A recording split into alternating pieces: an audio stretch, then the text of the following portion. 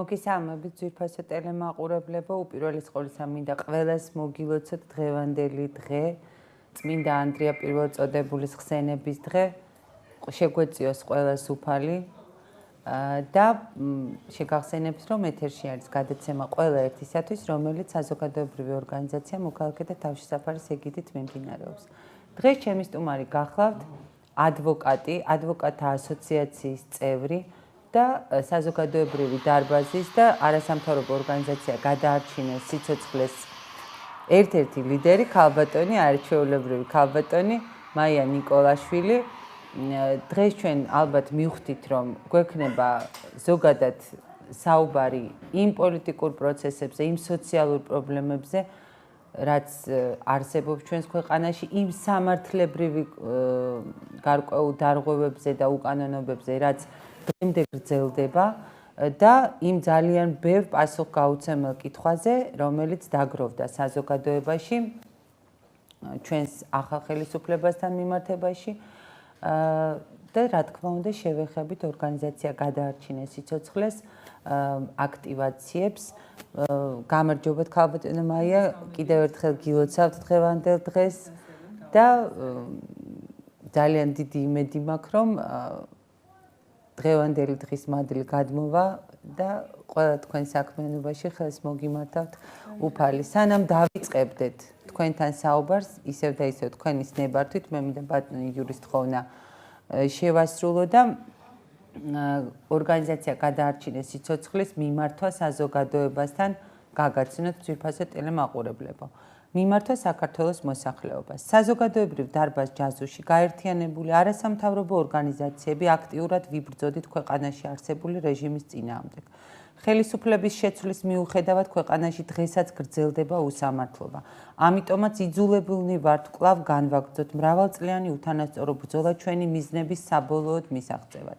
ახალი მთავრობის მიერ ამ ხნის მანძილზე გაწეული მუშაობა სამწუხაროდ საზოგადოებაში იმედგაცრუებას იწვევს. სახელმწიფო უწყებებში კვლავ რჩებიან სხვადასხვა მძიმე დანაშაულში მხილებული პირები. ჩვენ და სავალალოდ ხელისუფლების გარკვეული ნაწილი დღემდე თანამშრომლობს დანაშაულებრივ კლანთან და არა საკუთარ ხალხთან. უპასუხოდაა დარჩენილი 10,000-ობით გამწარებული, დაუსაქმებელი და ცხოვრება დანგრეული ადამიანების მოთხოვნა. აღსდგეს სამართლიანობა და დაისაჯონ დამნაშავენი. ხალხის მიერ მოყვანილი ხელისუფლება ანგარიშვალდებულია სამოქალაქო საზოგადოების წინაშე. მისი უწინარესი დანიშნულებაა ხალხის სამართლიანინების აღსრულება და თუ თითოეული ჩვენგანი აქტიურად არ იქნება ჩართული ქვეყნის მომავლის შენებაში, მივიღებთ იგივეს გაზულუქებულ ჩინოვნიკებს, ნეპოტიზმს, განუკითხაობას და დაზარალებულ ადამიანებთან გადაულახავ ემოციებს. ხელისუფლებამ კარგად უნდა გაიცნობიეროს, რომ ამ ქვეყნის ბატონ-პატრონი ხალხია და მისი ძირითადი ვალია ამ ხალხის უპირობო დაკვეთა შეასრულოს. მხოლოდ მკაცრ სამოქალაქო კონტროლს დაქვემდებარებული ხელისუფლება ვერ მისცემს საკუთარ თავს უფლებას კანონისა და ხალხის გვერდის ავლით იმოქმედოს. ერთად ვაკონტროლოთ ჩვენს მიერ არჩეული ხელისუფლება. ერთად ვაიძულოთ ხელისუფლება აღასრულოს ხალხის ნება. ერთად გავწმინდოთ ქვეყანა დამნაშავე რეჟიმის ნარჩენებისგან. მოგმართავთ ყველას გავერთიანდეთ. ზურაბ ვაზაგაშვილის სახელობის დარბაზი ჯაზუ. სწორედ აი ამ მიმართვიდან გამომდინარე საკმაოდ აქტუალური მიმართვა არის მით უფრო დღეს, როდესაც ჩვენ ახლა თვითმმართველობის არჩევნების წინა პერიოდში ვართ, ქვეყანა მთლიანად გადართული არის სწორედ ამ წინა საარჩევნო მარათონში, ასე ვთქვათ, ჩაბმული და აი ეს მიმართვა მე მგონი ძალიან დროული არის, იმიტომ რომ არჩევნების წინ, როგორც ვიცით, ყოველთვის არჩევნების წინ განსაკუთრებით აქტიურდება ხოლმე სახელისუფლებო უწყებების და ზოგადად ხელისუფლების კონტაქტი მოსახლეობასთან და როგორც კი არჩევნები გადაივლის, მერე ისევ ეს ძალიან დიდი წყალგამყოფი ჩდება და ისევ რაღაცა თითქოს ჩვენ ვართ ცალკე, ისინი არიან ცალკე და აი თქვენ მაია, ეხლა მინდა პირველ რიგში კითხოთ ის, რომ აი ამ ეტაპისათვის ჩვენ შევხვდით 2 მაისს იმ აქციაზე, რომელიც გაიმართა იუსტიციის სახლის წინ, ეს გახდათ სწორედ წლისთავი კორტებთან ჩახოცილი ბიჭების გარდაცვალების დღის წლისთავი იყო. მიუხედავად ჩემი ძალიან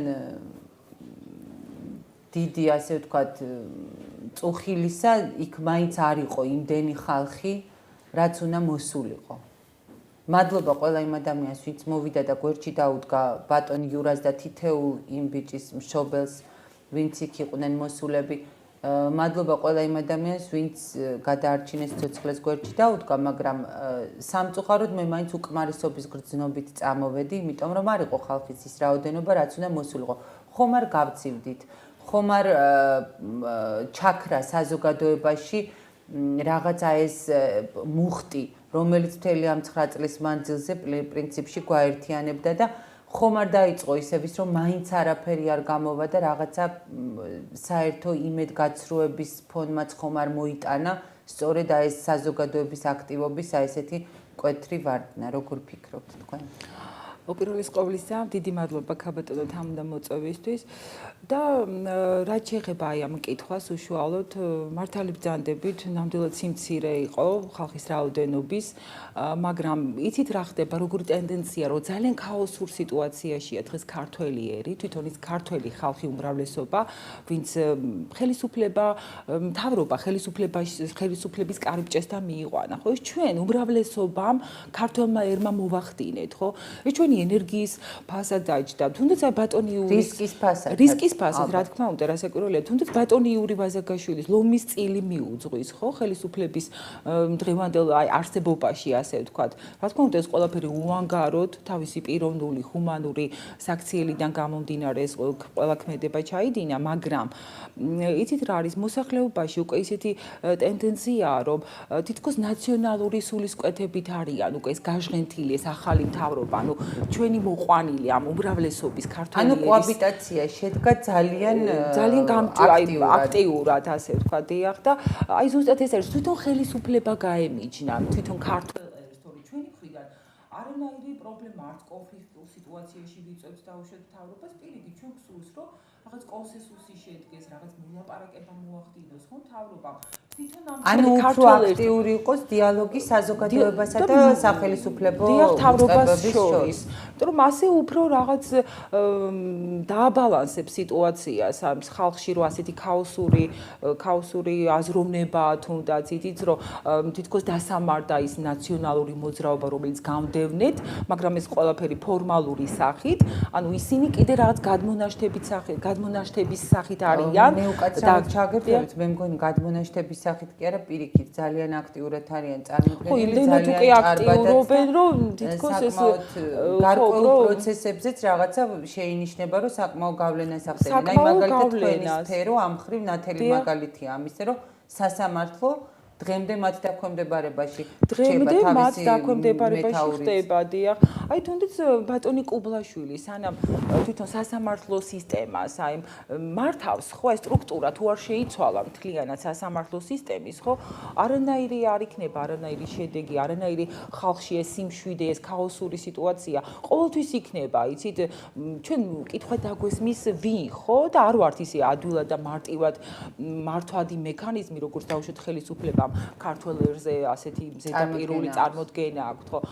ისინი საკმაოდ კომპეტენტური არიან, ინფორმირებული არიან, რომ ეს ასე ადვილი არ არის სამწუხაროდ ჩვენი უახლესი ისტორიიდან გამომდინარე ადამიანები იძულებული გავხდით, რომ ძალიან აქტიურად თუნდაც ეს იძულებაც, ხო, უკაცრავად ჩაგერთვით, იძულებაც, ხო, სისხლის სამართლის კოდექსის დანაშაულია, რომ ადამიანები უკვე იძულებული ხდებიან, რომ ფიზიკური თუ რაღაც ფსიქოლოგიური ზეგავლენის ქვეშ მოექცნენ თავიანთი სურვილის და საწინააღმდეგოდ, ხო? 150 მუხლი აგერ მიგვანიშ, 115 მუხლი თუნდაც, როდესაც ადამიანები უკვე თვითმკვლელობამდე მიდიან, ეს ხო დანაშაულია და სუიციდის შემთხვევები საქართველოში, როგორც მოზარდებში, ასევე უფროს თაობაში. ეხლა ხანს ვიყავით ჩვენ მოწმე, რომ ეს მართლაც ზეიმ დაუწერელი ტრაგედია, როდესაც მამამ ავადმყოფი შვილისათვის ვერ მოიპოვა დაფინანსება საოპერაციო ფული, მათ თვითმკვლელობით დაამთავრა. სიცოცხლე რომ იქ შემოსული, მის დაკრძალვაზე შემოსული თანხებით შვილის ჯანმრთელობა გადაერჩინა. იგივე ვნახეთ რომ ძღოლების აქციაზე ძღოლების ძალიან თავი დაიწვა როგორც მახსოვს. ესეთი ძალიან შაულებებია ზეწოლა. და ყველაფერი ეს მომდინარეობს სწორედ იმ გაუსაძლისი სოციალური მდგომარეობიდან, იმ გაუსაძლისი სოციალური პირობებიდან, რაც სამწუხაროდ უკეთესობის მეჯერჯერობით ვერ ვხედავ. თქვენ იცით ალბათ რომ ჩვენი საზოგადოებრივი ორგანიზაცია სწორედ ამ სოციალურ პრობლემებზე მუშაობს. უამრავი ადამიანი ჩვენ გადაცემამდე გქონდა საუბარი და უამრავი ადამიანი მოგმართავს დახმარებისათვის, რომლებიც ხელოვნურად ჯაზუშით მე ძალიან მიამაყება რომ ამ ორგანიზაციის ერთ-ერთი რიგითი წევრი ვარ და ნამდვილად მოწმე ვართ მეც და თქვენც რომ უამრავი ადამიანი მოდის თავისი პრობლემებით და ზოგი არის ხელოვნურად გაღატაკებული ამ 9 წლიანი რეჟიმისაგან პოლიტიკური დევნის მსხვერპლი ადამიანები არიან ისეთი ადამიანები რომლებსაც უკანონოდ ქონება წაართვეს დაუსაქმებელი ადამიანები ხო აი ეს პრობლემები ყველაფერი სამწუხაროდ სასიკეთოდ გადადგმულ ვერც ერთ ნაბიჯს ჩვენ ვერ ვხედავთ და პირიქით სოციალური ფონი უფრო და უფრო მძიმდება ერთი რამ არის ძალიან კარგი რომ ნამდვილად მისასალმებელია ჩემთვის ჯანდაცვის მინისტრის ის ნაბიჯები რომლებიც მან საყოველთაო დაზღვევის მიმართულებით გადადგა და ნამდვილად მაგრამ ვერ წუდება ეხლა რომ ეს ერთბაშად ამ დაგროვილ პრობლემებს ყველას გაწვდეს და რაღაცნაირად ყველას ეშოს ხო მაგრამ ზოგადად ხელისუფლების ნებელობა რომ რაღაცა ქმედითი ნაბიჯები გადაიდგას იგივე სამართლიანობის დამკვიდრების მე ვერ ვიტყოდი აღდგენის იმიტომ რომ ვერ აღადგენ იმას რაც არ იყო ხო ამ ქვეყანაში ჩვენ სამართლის დამკვიდრება გვჭირდება ალბათ უფრო ეს ტერმინი დიახ სამართლის დამკვიდრება თუნდაც აი ეს დანაპირები კრიმინალიზაციის სწრაფი ტემპით განულება შრომის კანონმდებლობის ეს ყველაფერი დარღვეულია ხო ეს დასაქმება მატერიალური კრიზისში მყოფი ადამიანების ნუსხავ აი მე რამდენი ადამიანი მობრძანდება ჩვენთან აი თქვენ რამდენი მოგმართავთ როგორც ადვოკატს რამდენად ხშირია თქვენს პრაქტიკაში ის შემთხვევები სისტემატიური სახე აქვს უკვე მიღებული აი იმდენად უკვე გახშირებულია სხვადასხვა საკითხი შუკლდალი დედის სტატუსიდან თუნდაც აი ბატონი იური ვაზაგაშვილის სტატუსიდან გამომდინარე ხო მშობლისთვის ეს არის საშინელება სასწარკვეთილ სიტუაციაშია რომ შვილი მოუკლეს ხო ესე სადისტურად მოუკლეს და არა დაუშვათ რაღაც მქონების უკანონო ჩამორთმევასაც კი რა თქმა უნდა ეს დანაშაულია უკანონოდ მაგრამ როდესაც სიცოცხლესთან გვაქვს საქმე თავარი უფლება რომელიც ხელშეუხებელი უნდა იყოს სიცოცხლის ხელყოფა ეს არ შეიძლება კანონშიც გვაქვს ჩვენ მითითებული რომ არ არის მიზანშეწონილი არ არის კანონის დარღვევა როდესაც ადამიანის უფლებას ხო სიცოცხლის უფლებას ხელყოფენ ასე თუ არ არის დაუშვათ სასამართლოს განაჩენით დაუშვათ გამოტანილი ხო სასამართლო განაჩენით თუ არის გამოტანილი აი ამ შემთხვევებში მაგალითად კანონიერად დაკავებული პირის გაქცევასთან აღკვეთასთან დაკავშირებით თუ არის ან ამბოხება დაუშვათ ან ჩასახშობა და ასე შემდეგ აი ამ ინციდენტებს თუ აქვს ადგილი გასაგებია მაგრამ ბატონი ზურაბ ვაზაგაშვილისთან დაკავშირებით განზრახ-მკვლელობას ჰქონდა ხო ადგილი დაკვეთილს ასევე განზრახ-მკვლელობის შემთხვევა არის იგივე სანდრო გირგვლიანთან მიმართებაში იგივე ბატონი ჯამბუგამძე გიორგი გამცემლიძის შემთხვევა და ძალიან ბევრი ყველა ის შემთხვევა რომელიც ამ ქუჩაში ჩახოც მე როგორც მახსოვს თქვენ უკეთესად გეცოდინებათ 154-ზე მეტი უბრალოდ ყველა არ გახმა არ არის აი საქმეები თან ისედაც ისიც გახსნილ ესე დემონსტრაციულად და ასეთი აფიშირება არ ხდება სამწუხაროდ ეს ჩვენი მთავრობიდან გამომდინარე და მე ერთი კითხვა მინდა დაუსვა ჩვენს ზურბას მთავრობას უკაცრავად მე მინდა შეგეკითხოთ კიდევ ერთი რამ როგორც ადვოკატს ამ შემთხვევაში და არა როგორც საზოგადო არა სამთავრობო ორგანიზაციის წევრს ერთია, როდესაც დანაშაულს ჩადის ჩვეულებრივი მოქალაქე, ხო? ეს რა თქმა უნდა სისხლის სამართლით ისჯება ის ადამიანი, განზრახ-მკვლელობა კიდევ უფრო მძიმე მუხლი არის ვიდრე დაუშვათ იქ გაუთვალისწინებელ გარემოებებს, ხო, მაგრამ როდესაც ოფიციალური სახელისუფლებო სტრუქტურები და საჯარო მოხელეები სამთავრობო დაკვეთით ჩადიან აი ამ განზრახ-მკვლელობას ეს არის თუ არა გაცილებით უფრო მძიმე დანაშაული, ხო არსებობს რაღაცა დეფინიციები, ვიდრე ის რომ რიგითი მოქალაქე ну იცით დღევანდელ მთავრობაში ალბათ ასეთი ტენდენციაა რომ თანამდებობის პირის მქონე ადამიანები ვინც ამ სტატუსით მოქმედებენ უფრო პრიორიტეტი გააჩნიათ მათ ანუ მათი კონსტიტუციური უფლებები არ ირღვევა ამ შემთხვევაში თუ ისინი რაღაც დანაშაულს ჩადიან ხო დაუშვათ ანალოგიურ სიტუაციაში რომ მომხდარიყვნენ ისინი როგორც ბატონი იური ვაზაგაშვილის მშობლის სტატუსიდან გამომდინარე თუ დაჭირდებოდათ და აი ეს არის ზუსტად უსამართლობას რო აქვს ადგილი დღემდე ისინი ხომ გაარკვევდნენ მაქსიმუმის მაქსიმუმი დრო 2 საათში გამოავლენდნენ ხო იმ კრიმინალებს ვინც დაუშვათ ჩაიდენ და ამ შემზარავ დანაშაულს ხო და არა დაუშვათ დაწინაურების სტატუსით როგორც ახლა ისინი არიან დალაქიშვილი ეს აბსოლუტურად შემზარავი ფაქტია რომ ეს ადამიანები ეს კრიმინალები თავის ადგილას არა თუ თავის ადგილზე მე მგონი მე როგორც ვიცი ბატონი იურა იმ დღეს საუბრობდა კიდევაც ბრიფინგზე რომ რამოდენიმე მათგანი დაწინაურდა კიდევაც ხარის ასეთი ხო ასე ვთქვათ კრიმინალური დეპარტამენტის მოადგილე გახლავთ აგერ მირზაევი დალაქიშვილი აი ეს ყველანი ხო რატომ არ იძიებს აი იბადება კითხვა თვითონ ჯაზუში რომ მოგზანდება ხალხი თვითონვე უსმევენ კითხვას ბატონი յուრის რომ ნუ თუ დღემდე კიდევ არ არის დასრულებული და გახსნილი საქმე რასაც სიცოცხლის ხელყოფას ანუ მკვლელობასთან ასოცირდება ხო აი ეს ძალიან სამწუხაროა თუ არ გაითავისებს თუნდაც მივმართავთ ბატონ პრემიერ-მინისტრს, ხო თუ რადიკალური ცვლილებები არ შეიტანა ქალბატონო თამუნა, თქვენს დამეთანხმებით, ხო, მოსახლეობაში ამ ქართულ ერში რაღაც ცვლილებები ხალხის აკეთილდღეოდ.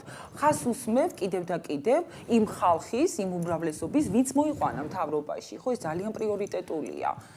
ხაბაზამაია, აი ახლა მე მინდა ესეთი შეკითხვა დაგისვათ თქვენ რომ დღეს როდესაც ძალიან აქტიურად მიდის და უკვე დაამტკიცა ჩვენმა პარლამენტმა ანტიდისკრიმინაციული კანონი, რომელსაც ძალიან დიდი ნებათაღელვა მოჰყვა საზოგადოებაში, ჩვენი წინა გადაცემა სწორედ ამ პრობლემას ეხებოდა, მაგრამ თუ კი ასე აქტიურად საუბრობს ჩვენი პარლამენტი განსაკუთრებით მისი თავმჯდომარე ანტიდისკრიმინაციულ კანონზე არიან თუ არა ეს ადამიანები დისკრიმინირებულები, ხელყოფილია თუ არა მათი უმთავრესი უფლება, სიცოცხლის უფლება და მაშინ როგორ მოდის ლოგიკურად, როგორ დავაკავშიროთ ის, რომ აი ეს გამოუძიებელი და ამდენი დისკრიმინირებული ადამიანის უფლება დღემდე არ არის აღდგენილი და არ არის სამართლებრივად შეფასებული და არ არიან დასჯილი ის ადამიანები, ვინც ამ დისკრიმინაციას ეწეოდა და სწორედ ის ადამიანები, ვინც 9 წლის მანძილზე აქტიურ დისკრიმინაციას ეწეოდნენ, დღეს ანტიდისკრიმინაციულ კანონს ხმას აძლევენ და მეორე ნაწილი ადამიანებისა, რომლებიც სამწუხაროდ ჩვენი მოყვანილი და ჩვენი არჩეული არიან, ასევე მათთან ერთად მხარს უჭერენ ანტიდისკრიმინაციულ კანონს და თავიანთი ქმედების საწინააღმდეგოდ აი ამდენ დისკრიმინირებულ ადამიანს უპასუხოდ ტოვებენ. არის თუ არა ეს კანონდარღვევა იგივე პარლამენტის მხრიდან? გასაკვირველია, რომ ჩვენზე უკეთესად არიან ისინი გარკვეული კანონებში, სამოქალაქო თუ სისხლის და ასე შემდეგ.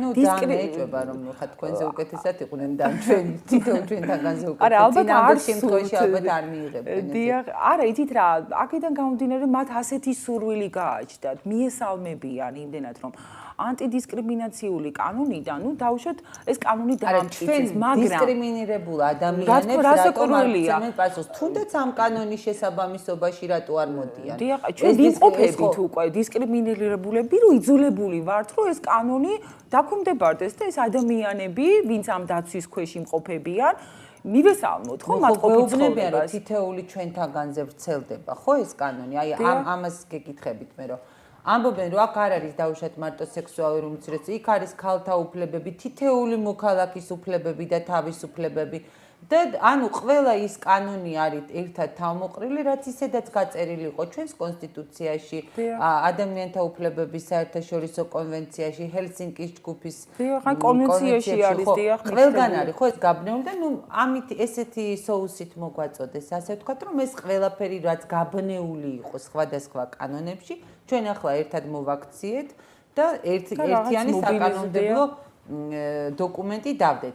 მაშინ მე ვეკითხები მათ თუ კი ეს კანონი თითოეულ ჩვენთაგანს ეხება და თითოეული ჩვენთაგანის დისკრიმინაციას კრძალავს და მადლობა უნდა უთხრათ პარლამენტს რომ ესე იგზავნა ჩვენთვის. მაშინ აი ამ 9 წლის მანძილზე აი ამ დისკრიმინირებული ადამიანების და უპირველესი კიდევ აი დაუბრუნდები ისევ ჩახოცილი ბიჭების თემას, როდესაც ადამიანის სიცოცხლე ახელყოფილი მისი უპირველესი უფლება, სიცოცხლე ხელშეუხებელია, დიახ. მაშინ თვით პარლამენტი მოდის თუ არა წინააღმდეგობაში თავისივე მიღებულ კანონთან და აი ამ დისკრიმინირებულ ადამიანებს ეუბნებიან, რომ ნუ რა ვქნათ ახლა შენ უნდა გაჩუმდე.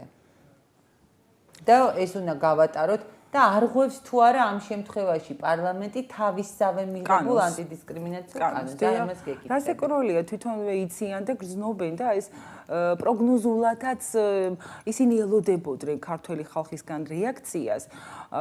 თუნდაც აი ეს მომენტი კანონში რომ არის მითითებული ის მეორე მუხლის მე-7 პუნქტი არის უმცირესობაზეა საუბარი რომ მათ ამ უმცირესობას დიდი პრიორიტეტი ენიჭება გარკვეულ რიგ საკითხებში. ანუ მე როგორც მივხვდი ამ უმცირესობისთვის მიიღეს ეს ამ უმცირესობდისკრიმინაციული კანონი და არა უმრავლესობა ჩვენი ქართველი ხალხის. ხო, ანუ ვინც მართლა დისკრიმინირებული ადამიანები ვართ რომ ისინი დაიცვან, ხო? და ქართული ცნობიერებით აღზრდილი ქართველი ბავშვი არ ნახულ წარმატებებს მოუტან საქართველოს, ხო, ვიდრე დამახინჯებული ეს სული დამახინჯებული ჩვენი მომავალი თაობა, რომელზეც სამწუხაროდ მე ესეთი ეჭვმებადება, რომ არანაირად არ ფიქრობენ ისინი მომავალ თაობაზე, თუნდაც ქალბატონ თინათინს მინდა მივმართო ასეთი დიდი შოთას ნაწარმოების ასეთი სახელი ქვია, სახელს ატარებს, ხო, თინათინს და რახან მიესალმება, დიახ, რახან მიესალმება ასე საჯაროდ და დემონსტრაციულად, ხო, ამ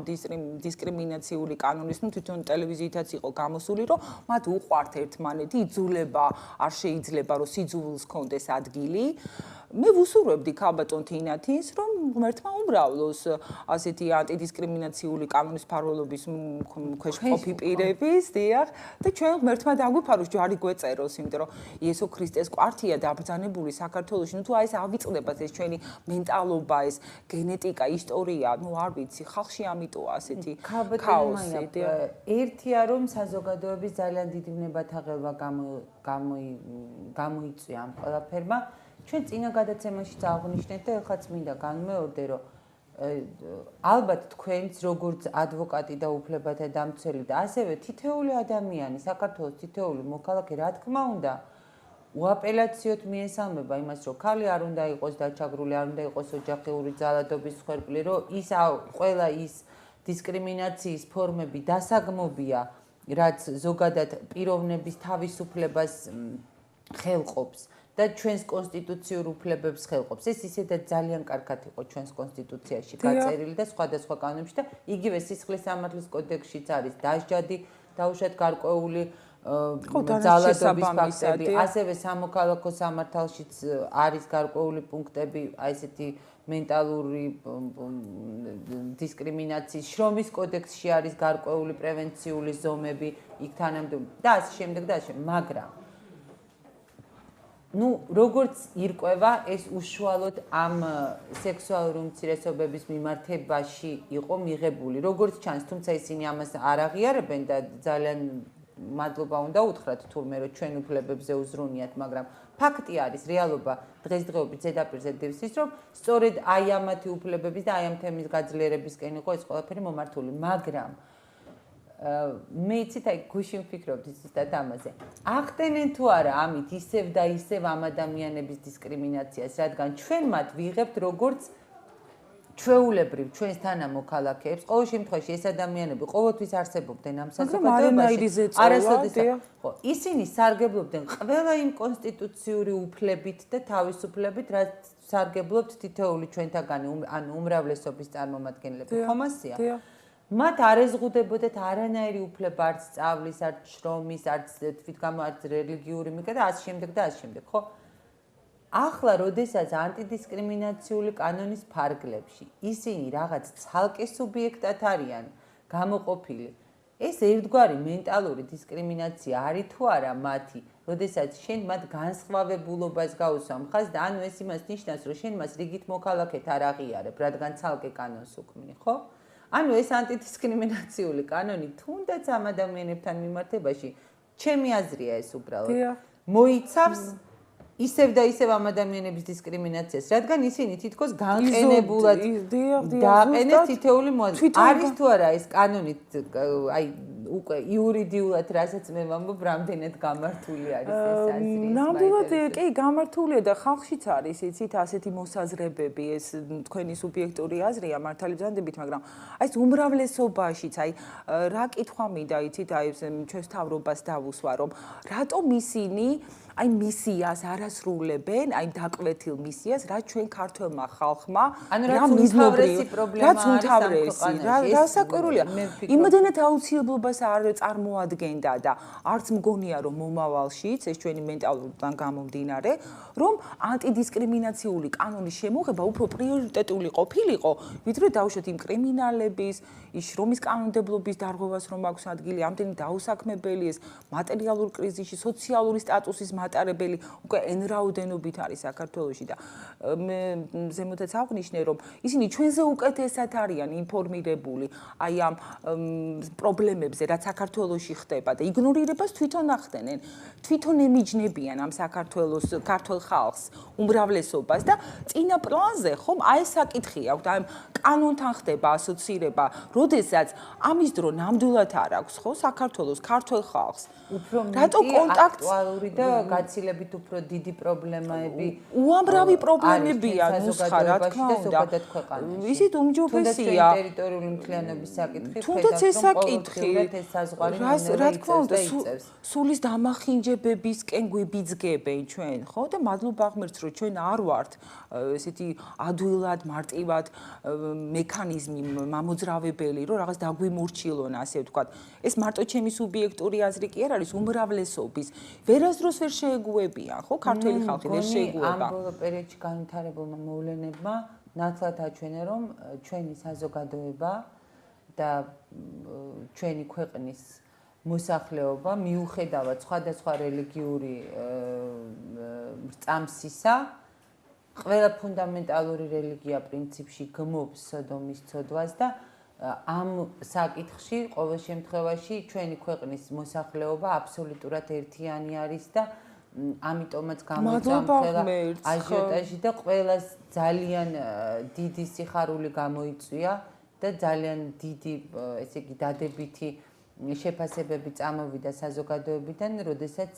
სწორედ აიხახანს რამოდენიმე დღის წინ ჩვენმა უწმინდესმა და უნეტარესმა კათოლიკოს პატრიარქმა აი ეს 17 მაისი ეს სარკალური დღე მოკლედ ამ ბოლო პერიოდში ჩვენს ისტორიაში ოჯახის სიმტკიცისა და ეროვნული ღირებულებების დღედ გამოაცხადა. ეს მე მგონი ძალიან დიდი რამ არის და მოსახლეობაში ამან ძალიან დიდი სიხარული გამოიწვია. და ალბათ კიდევ ერთხელ ჩვენმა პატრიარქმა აჩვენა როგორ უნდა მოაგვარო უმტკივნეულოდ ტკივნეული პრობლემები და როგორ შეიძლება რომ ყველაფერი ცუდი გარდაქმნა რაღაც ქვეყნის სასიკეთოდ და ხალხის სასიკეთოდ და ერის სასიკეთო ქმედებად.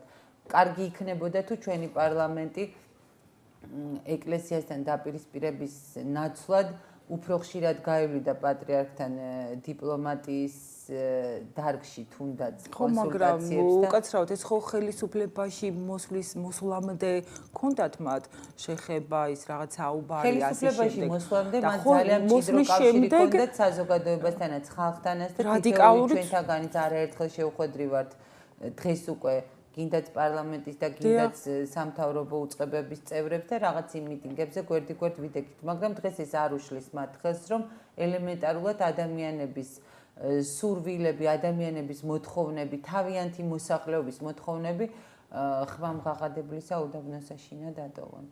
მე მაინტერესებს კიდევ ერთი ძალიან მნიშვნელოვანი საკითხი ჩვენი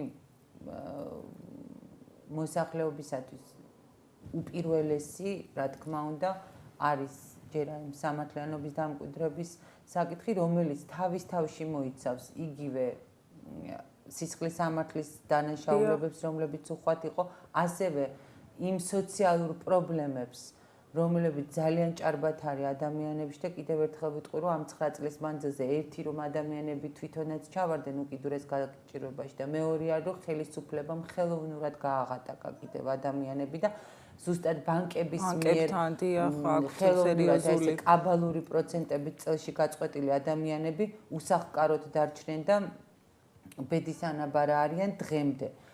უამრავი საჩივარი და უამრავი დაზარალებული მოგმართავს ჩვენს ასევე ჩვენს ორგანიზაციას, რომლებიც ზუსტად მერიის ზედამხედველობის სამსახურისგან იდევნებოდნენ პოლიტიკური ნიშნით, თვითონ მერიის არაკეთილსინდისიერი დამოკიდებულება თავისი მოქალაქეების მიმართ გახდა შედეგი იმისა, რომ ადამიანებს უზარმაზარი ჯარიმები დაეკისრათ და ანუ აბსოლუტურად განუკითხავად განკარგავდნენ ეს დავტოვოთ, ეს ჩამოვახშოთ აი ამ პრინციპით და აი დღეს თქვენ როგორც ადვოკატს მე დარწმუნებული ვარ, რომ ძალიან ბევრი გეყოლებათ ისეთი თქვენი მფარველობის ქვეშ ანუ ის საქმესაც აწარმოებთ, რომლებსაც ასევე ჰქონდათ სწორედ აი ამ მერიის ზედამხედველობის სამსახურის შედეგად მიყენებული ზიანი აქვთ და ეს ადამიანები დღეს სასამართლოში ჩივიან. აი სამართლებრივად დღეს სასამართლო აი დაახლოებით რამდენი პროცენტი არის დამაკმაყოფილებელი განაჩენი, რომ თქვენს პრაქტიკაში რამდენ ადამიანს აღუდგა უფლება, თავისი უფლება? იცით რა არის, აი ქალბატონო თამუნდა, მე ვარ ადვოკატი, ხო? ანუ მე პასუხისმგებელი ვარ, რომ კეთილსინდისიერად ვაწარმოო, ხო, წარმომადგენლობა ჩემი დაცვის ქვეშ მყოფი პირისთვის. მარცომიერად, რა თქმა უნდა, კეთილსინდისიერად. ასევე ყველა ადამიანი თავისი პროფესიის მხრივ, თუნდაც ეს პარლამენტარებსაც გულისხმობ, მე და თუნდაც მათ თავისი მისამართით მიიღონეს, ხო? ეს აბსოლუტურად მიღებულია და მე ამას ხმამაღლაც ვამბობ, არც არავის მეშინია, ასე ვთქვათ. ყველამ რომ თავისი საქმე, აი ესე კეთილსინდისიერად გააკეთოს, აღარ იქნება ამდენი, ხა თქვენ როგორც კითხვა რომ დამისვით, რომ არის თუ არა, ხო? Εν რაოდენობით აი თვითონ გაჩვენებთ მასალასაც თუ გნებავთ, აგერ ზინას არჯველაძე, რომელსაც აქვს შვილი მოუკლეს და დღესდღეობით ხო ეკაბესელიასგან ქონდა მხარდაჭერა მთავრობაში ხელისუფლებამდე სანამ მოვიდოდნენ ხელისუფლებაში, დიახ. და იმდენად რადიკალურად შეიცვალა მაგათი მათი სუბიექტური აზრები, ეს მხარდაჭერა გვერდში დგომა, უკვე სასოწარკვეთილია ქალბატონი. შვილი მოუკლეს, კრიმინალები ეს დანაშაული არ არის გახსნილი, ეს საქმე არ არის აბსოლუტურად არც გახსნილი, არნაირი რეაქცია არ აქვს. უკანონო ჩამოართვეს ქონება, თუნდაც ლუკავები, εν რაოდენობით ადამიანები და ვერ ვიტყვი მე, რომ იცით რა არის, ძალიან მარძომიერად მიმდინარეობს ეს სასამართლო პროცედურები. არანაირია ესეთი სერიოზული საქმე, რასაც ქვია თუნდაც ქონება, შრომის კანონმდებლობას ან დასაქმებებს ან დაუშვათ მკვლელობას, რაც ყველაზე პრიორიტეტულია, ხო, სიცოცხლის ხელყოფასთან დაკავშირებით. არანაირი საქმე არ არის ისე გახსნილი, როგორც საჭიროება მოითხოვს ანუ თქვენს ადვოკატო პრაქტიკაში არც ხელისუფლების ცვლილების შემდგომ არ დამდგარა ის რომ სამართლიანად რაღაც განაჩენი გამოსულიყოს. ყოველთვის ხდება რაღაც დაუზუსტებელი ინციდენტებს აქვს. თვითონ მომჩივარე მხარე ძალიან მატულობს და აქტიურია. მათ გააჩნიათ მტკიცებულებები, მაგრამ როდესაც კუბლაშვილი მე წეგნაც აღვნიშნე, ამ სასამართლო სისტემაშია, ხო და მართავს ალბათ არ შეიცვლება, უნდა შეიცვალოს თლიანი სასამართლოს სტრუქტურა, რომ რაღაც სამართლიანობას კონდეს ადგილი და ხალხმა ამოისუნთქოს. თუნდაც აი ეს ფრაზები წარმოთქვას, რომ ჩვენ ძალიან აქტიურად გვეუბნებიან ახალი ხელისუფლების მესეურებიც, რომ ჩვენი პოლიტიკის ერთ-ერთი მიღწევა არის ის, რომ აი სასამართლო განთავისუფლდა. ეს ცოტა ირონიის მომგვრელია, განთავისუფლდა სასამართლო, როდესაც სასამართლოში დაწყებული იუსტიციის საბჭოს შემადგენლობიდან დაწყებული დამთავრებული თვითუზენაესი სასამართლოს თავმჯდომარით ისევ ძველი რეჟიმის მართავენ ნაციონალური მოძრაობის კადრები არიან, ნამდვილად. ძალიან სამწუხაროა ეს ყველაფერი, მაგრამ აი თქვენ როგორ ფიქრობთ, რაშია გამოსავალი? ერთ-ერთ ჩვენ საუბრობთ დაგროვილ პრობლემებზე, ისედაც ვიცით ეს პრობლემები ყველამ ძალიან კარგად, მაგრამ გზა, გამოსავალი, ნაკლებად გველაპარაკებიან საერთოდ რაშია გამოსავალი. და აი თქვენ როგორ ფიქრობთ, როგორც ადვოკატი, რომ თუნდაც აი ამ სამართლებრივი კუთხით საკითხების მოწესრიგება რომ მოხდეს უფრო ქმედითად, უფრო აქტიურად და იგივე თუნდაც საზოგადოებაშიც უფრო მეტი სიმშვიდე დაისადგურებს ამ ყველაფრიდან გამომდინარე, ხო? იმიტომ რომ მე ხშირად მესმის ფრაზები და მე თვითონაც როგორც ერთ-ერთი ამ რეჟიმის მსხვერპლი ნამდვილად ვამბობ, რომ ხშირად ქალბატონმა თეატრალურკიანმა თქვა, რომ არა აქვს სახელმწიფოს ის თანხები ეხლა, რომ აი კომპენსაცია გადაუხადოს ამ ადამიანებს. არც ერთი მათგანი არ მოითხოვს ფულად ანაზღაურებას და კომპენსაციას. ადამიანის შელახული ღირსება და ის პატივმოყვარეობა, ესე ფიქრობენ, რომ რაღაცა გარკვეული თანხით განისაზღვრება. ადამიანის ღირსება, შელახული ღირსება და მისი დაკნინებული უფლებები, მორალური ანაზღაურება არის ყველაზე მთავარი. მორალური ანაზღაურება და ეს ანაზღაურება და კომპენსაცია იქნება ის, როდესაც დამნაშავე ადამიანები დაისჯებიან და ელემენტარულად სამართლიანობა დამკვიდრდება, ხო? რატომღაც ეს ელემენტარული ჭეშმარიტება ვერადავერ დავიდა ამ განცხადებების გამკეთებელი პერსონების გონებამდე. არ ვიცი, შეიძლება მათი ღირსება რაღაცა გარკვეული თანხით განისაზღვრება, ეს მათი სუბიექტური შეფასება არის, მაგრამ ჩვენი და მე ვიცი, რომ ჩემნაირი ძალიან ბევრია, მე ვიცი, რომ ბატონი იურას ვერანაირი თანხავერასოდეს ვერც ბატონ ჯამბულს, ვერც გირგვლიანების ოჯახს, ხო იმ ტრაგედიის საფასურს.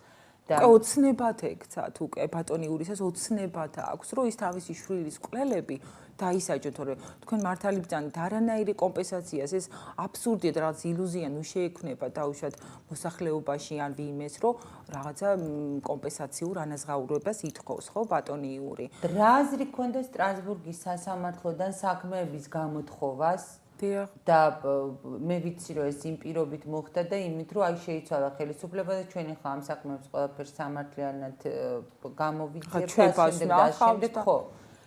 და განა ეხლა უფრო ცუდი იმიჯი არ შეექმნება სახელმწიფოსაც და ახალ ხელისუფლებასაც, რომ ისევ ეს ადამიანები, რომლებიც სწორედ იმ სტრასბურგში გაცილებით უფრო მეტი შანსი ჰქონდათ, რომ მათ საქმეზე სამართლიანი განჩინება დამდგარიყო და ჩვენ ვიცით, რომ გირგვლიანის საქმე სწორედაც რომ ძალიან სამართლიანად გაირჩევდა, ეხლა წამოიღეს აქ და უკვე ეს ადამიანები აი ამ ახალ ხელისუფლებას უჩივლებენ იმ კანონდარღვევებზე და იმ დაუშვათ საგამომძიებლო პროცედურების არასწორ წარმართვაზე ეს ხომ უფრო მეტად შეარყევს ამზიმებს, რა თქმა უნდა. ქვეყნის იმიჯსაც და ჩვენი ხელისუფლების. რა თქმა უნდა, ჩვენ ხარ რომ საუბრობთ, ხო, უბრალოდ კრიტიკას გამოვხატებთ, რომ ჩვენ არანაირ კონფლიქტურ სიტუაციაში არ ვიწევთ დაუშვათ ჩვენს მთავრობას. უბრალოდ იცით რა არის, თვითონ ეს მთავრობამ უნდა გაათვითცნობიეროს ის, რომ რატომ გაემიჯნა აი თვითონ ქართველ ხალხს, აი რა მიზნობრივი დაუშვათ აი რა მიზანი ჰქონდათ აი მათ, რომ სანამ ხელისუფლებაში მოვიდოდნენ, ამდენ დანაპირებებს ჰქონდა ადგილი, თუნდაც აი საქმე გახსნილიყო მკვლელობა თუ ასე შემდეგ და აი ამ ეტაპზე, როდესაც ხალხს ნამდვილად ჭირდება მათი მხარდაჭერა, ისინი რაღაც იზოლაციის გამიჯნულების წყალგამყოფი არხი თვითონ შექმნეს, ხო? თქვენ როგორ ფიქრობთ? მე პირადად მიმაჩნია, რომ ეს მაინც საზოგადოების დანაშაულიც არის, იმიტომ რომ ჩვენმა საზოგადოებამ ვერასოდეს ვერ ისწავლა, რომ უნდა ხალხმა მართოს ხელისუფლება და მარტო საარჩევნო ბიულეტინის და ხო ეს ფორმალური სახით რაღაც მარტო საარჩევნო ხმას არ უნდა წარმოადგენდე. ალბათ ჩვენ ისევ საზოგადოებამ გავაფუჭეთ ის წინა ხელისუფლებაც, რომელიც ასევე ძალიან ესეთი თვალის მომჭრელი დაპირებებით მოვიდა და ვენდეტაკაც და მოდი ვთქვათ, რომ სწორედ ის რომ მივიღეთ ჩვენ 9 წლიანი რეჟიმი, მე ჩემ თავსაც ვადანაშაულებ ამაში და თითოეული ჩვენთაგანის აი ამ საზოგადოების და ხალხის დანაშაულია, ხო? დღეს ჩვენ ისევ იგივე შეცდომას ხომ არ ვიმეორებთ. ეს არის უბრალოდ კეთილმოსურნის კრიტიკა ელემენტარულად მეც ყოველ გადაცემაში ჩვენი არჩეულია ეს ხელისუფლება, ჩვენი მოყვანილი არიან ისინი. ხო, ეს ძალიან მნიშვნელოვანია, რომ მოყვარეს პირში უძრახეს პრინციპიდან გამომდინარე ვსაუბრობთ ამას, იმიტომ რომ არ გვინდა, რომ ის უკმაყოფილება და ის იმედგაცრუება, რაც ნელ-ნელა უკვე მზარდი ტემპებით მიდის, გეომეტრიული პროგრესიით გაიზარდოს და ხვალ და ზეგ ძალიან დიდი საზოგადოებრივი ანტაგონიზმის მსხვერპლი გახდნენ ეს ადამიანები. იმიტომ რომ ძალიან ბევრი მათგანი, ყველაზე ნამდვილად ვერ ვიტყვი, მაგრამ ძალიან ბევრი მათგანი მთელი ამ 9 წლის მანძილზე ჩვენ მხარდამხარ იდგნენ იმ მიტინგებზეც, იმ მანიფესტაციებზეც, იმ საპროტესტო გამოსვლებზეც. ნაწილი რა თქმა უნდა ძალიან თეთრი ხელთათმანებით მობრძანდა და უკვე მზამზარეულზე დაჯდა, მაგრამ აი ეხლა უკვე მეუბნებიან რომ ჩვენ საეთერო დრო ნელ-ნელა იწურება და თქვენ დღეს როგორც ადვოკატი, როგორც ადამიანთა უფლების დამცველი, როგორც არასამთავრობო სექტორის წარმომადგენელი და ორგანიზაცია გადაარჩინეს სიცოცხლეს ერთ-ერთი ლიდერი. რას ეტყოდით საზოგადოებას? რას ეტყოდით ხალხს, ადამიანებს, რისკენ მოუწოდებთ? ჩვენ ქართულ ხალხს მოუწოდებდი, მოწოდებაც არა, იცით რა, იმდენად სრულფასოვანი ხალხია და მადლობა ღმერთს სახად მოაზროვნე ჯანსაღი ორიენტაციის მატარებელი ერი ვართ, რომ ჩვენ უნდა გავერთიანდეთ, თუნდაც აი ბატონი ჯაზუსთან ოფისში, ჯაზუში მობრძანდნენ, თუ დაუშვათ რაღაც ტერიტორიას ვერ ვარჩევთ ან რაღაც, აი აქ მობრძანდნენ ბატონი იურის ოფისში, თუ არ გავერთიანდით ჩვენ და ის ჩვენი საღი აზროვნება არ გადავეცით საზოგადოებას, ჩვენ რასაც ჩვენი სუბიექტური აზრიდან გამომდინარე, ხო? არ მივაწვდით ჩვენი რო ხელისუფლებამდე დიახ მივიდეს ის აზროვნება, ის ჩვენი რომ ჩვენ არ ვართ უსულო ადამიანები, ხო? ჩვენ ჩვეულებრივი კონსტიტუციური უფლებების მატარებელი და მფლობელი ვართ, როგორც ანუ როგორც გასაკვირად ძალიან დიდი კანონმორჩილი ხალხი. კანონმორჩილი ხალხი ვართ, რომ ამდენ რახან ჩვენის ნაცმოძრაობა, რასაც ერქვა, ჩვენის გადავაგორეთ ფორმალური ბჭყალებში გულისხმობ, ამ ხელისუფლებასაც ვაცდით რაღაც დროის რეგლამენტია, რომ რაღაც დროს ვაძლევთ, ხო, ხელისუფლებას. ქართველი რაღაც კონსენსუსი შედგეს მოსახლეობასა და მთავრობას შორის და რაღაც მოლაპარაკებას კონდეს ადგილი, ისევ და ისევ ხალხის საკეთილდღეოდ, რომ თვითონ უნდა დაიმსახურონ ხალხის ნდობა, ხო? თუ არ დაიმსახურეს, როგორ შეიძლება ხალხი ესე ავტომატურად ისევ ენდოს, როგორც ჩვენ დავუშვათ შეცდომაში ჩავთვალეთ, ხო, ის ნდობა და ძალიან ცუდი მომენტია, ეს უნდა გაითავისოს, იცით, მთავრობამ, გაბატონო დამუნა, თუ თითოეული მოქალაქის თვალით არ შეხედა მოსახლეობის პრობლემებს, რა პრობლემებსაც ატარებს. თუნდაც გულის სიღრმეში, თუნდაც არ შეუძლიათ მათ, რომ ესე აფიშირულად გამოხატონ, ხო? რატომ არ აქვთ კონტაქტი? მაინც და მაინც ეს არჩევნებამდე უნდა მოხდეს მათთან მისვლა, გასაუბრება. იყვნენ ძალიან უბრალოები, ასე ვიტყვი, ბჭყალებში უბრალოები იყვნენ, ჩვეულებრივი ადის, კი არა, თანამდებობრივი ზღვარია რაღაც, ხო? აი ამ შემთხვევაში შეიძლება რაღაც გამოსავალი ინახოს, რომ დაბალანსდეს სიტუაცია საქართველოში. ძალიან დიდი მადლობა ქალბატონმა ჩვენთან სტუმრობისათვის. ჩვენ ალბათ დაუსრულებლად შეგვიძლია ვისაუბროთ ამ პრობლემებზე, სამწუხაროდ საეთერო დრო ამის საშუალებას არ იძლევა. მე ძალიან დიდი იმედი მაქვს, რომ სწორედ ესეთი ჯანსაღად მოაზროვნე საზოგადოებრივი ჯგუფები და არასამთავრობო ორგანიზაციები მოახერხებენ, რომ ერთად დასხდნენ და რაღაცა უფრო ქმედითი ნაბიჯები გადადგნენ და დაეხმარონ ამ ეტაპზე დაეხმარონ ხელისუფლებას, რომ სწორი ორიენტირები აიღონ და ის ნელ-ნელა უკვე ის რეიტინგი, რომელიც სამწუხაროდ საკმაოდ ეცემა მათი რეიტინგი ხალხში პირიქით უფრო მზარდი გახდეს და ხელი შეუწყოთ საზოგადოებრივმა სექტორმა ხელისუფლებას, რომ უფრო ქმედითი და უფრო ნაყოფიერი იყოს მისი მოღვაწეობა. მე მინდა დაგემშვიდობოთ ძვირფასო ტელემაყურებლებო, გემშვიდობებით შემდეგ ორშაბათამდე და კიდევ ერთხელ გილოცავთ დღევანდელ დღეს და მინდა შეგახსენოთ, რომ ამ ქვეყნის ბატონ პატრონი თქვენ ხართ, თითეული ჩვენთაგანი. და რა თქმა უნდა, ჩვენ უნდა მოუაროთ ჩვენს ქვეყანას, ჩვენ უნდა ვაიძულოთ ნებისმიერი ხელისუფალი იფიქროს ამ ქვეყანაზე, ჩვენ უნდა ხელი შეუწყოთ ხელისუფლებას, რომ ქვეყანა ფეხზე დადგეს, მაგრამ არავითარ შემთხვევაში არ უნდა ჩავიკეტოთ საკუთარ თავში, საკუთარ გაჭირვებაში. ჩვენ ყველამ ერთად უნდა ავაშენოთ უკეთესი საქართველო. მადლობთ ყურადღებისათვის. გემშვიდობებით შემდეგ ორ შაბათს.